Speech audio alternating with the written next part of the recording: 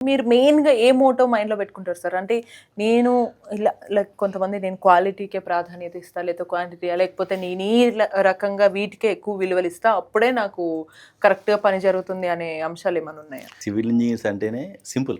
Cement, ఇసుక, హ్మ్. కంకర, హ్మ్. బేసికల్‌గా హ్మ్. ఇటుక, ఇసుక, లేబరు. హ్మ్. ఓకేనా? మేజర్‌గా ఏమవుద్దంటే అక్కడున్న సైట్ ఇంజినీర్, నేను కూడా సైట్ ఇంజినీర్ జాబ్ చేసినాను. అక్కడున్న సైట్ ఇంజినీర్, ఒకవేళ సైట్ ఇంజినీరు ఆ మార్కింగ్స్, ఆ అలైన్మెంట్స్, ఆ ప్లమ్స్ అవన్నీ పర్ఫెక్ట్ చేయగలుగుతున్నా అనుకుంటే ఆ క్వాలిటీ ప్రకారం సైట్లో ఏం డిస్టర్బెన్స్ ఉండదు. మీకు చెప్పిన కదా, సివిల్ ఇంజనీర్ రాకెట్ సైన్స్ కాదు, జస్ట్ కామన్ సెన్స్. మా సివిల్ ఇంజనీర్ ఎందుకు అదే చెప్తాను, ఇట్స్ కామన్ సెన్స్. జస్ట్ మనం అసలు ఏంది ఎందుకు అని ఆలోచిస్తే వచ్చేస్తుంది.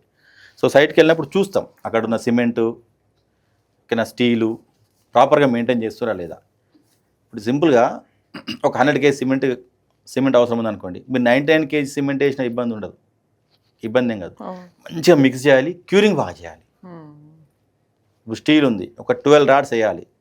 సో పర్ఫెక్ట్ 12 రాడ్స్ ఉన్నాయో లేవో చూడాలి. ఆ పర్ఫెక్ట్ రాడ్స్ దానికి కవర్ అంటాం. కాలం చుట్టూ కవరు, ఫుడ్డింగ్ బాటంలో కవరు, టాప్లో కవరు, స్లాబ్లో కింద కవరు. మీరు అప్పుడప్పుడు చూస్తుంటారు పెచ్చులు ఊడిపోతుంటాయి. That is the major problem. ఏంటంటే సిమెంట్కు, స్టీల్కు, కాంక్రీట్కు, స్టీల్కు పెళ్లి చేసేది వాటరే, విడాకులు ఇప్పించేది వాటరే. ఫస్ట్ అవి కలవడానికి సింపుల్‌గా భలే చెప్పేసారు. ఫస్ట్ వాటర్తో మిక్స్ చేస్తేనే అది బైండింగ్ అవుతుంది, కాంక్రీట్ స్ట్రెంత్ వస్తుంది. అవును.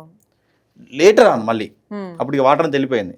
మళ్ళీ ఎప్పుడైనా చిన్న చిన్న క్రాక్స్ వచ్చి ఏదైనా వచ్చి ఏమన్నా అయ్యి మళ్ళీ వాటర్ సీపేజ్, ఎయిర్ సీపేజ్ వచ్చింది అనుకోండి, స్టీల్ రస్ట్ పడుతుంది. రస్ట్ పట్టింది అంటే కాంక్రీట్ని వదిలేస్తుంది. సో అదే చెప్పాను మీకు, కలిపేదే వాటరే, విడాకులు వాటరే.